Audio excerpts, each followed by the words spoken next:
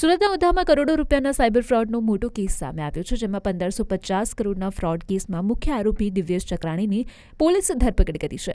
દિવ્યેશ ચક્રાણીને શારજાહથી સુરત આવતા ઝડપી પાડવામાં આવ્યું. તપાસમાં ખુલાસો થયો છે કે દિવ્યેશ ચક્રાણી ચાઇનીઝ ગેંગને બેંક એકાઉન્ટ પૂરા પાડતો હતો અને 25% કમિશન પર ગેરકાયદેસર વ્યવહારો કરાવતો.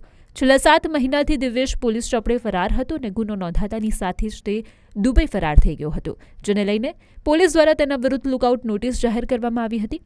આરોપી દિવ્યેશ ચક્રાણી ટેક્સટાઇલના વેપાર સાથે સંકળાયેલો હોવાનું સામે આવ્યું અને હાલ તેને 3 દિવસના પોલીસ રિમાન્ડ પર લેવામાં આવ્યો છે.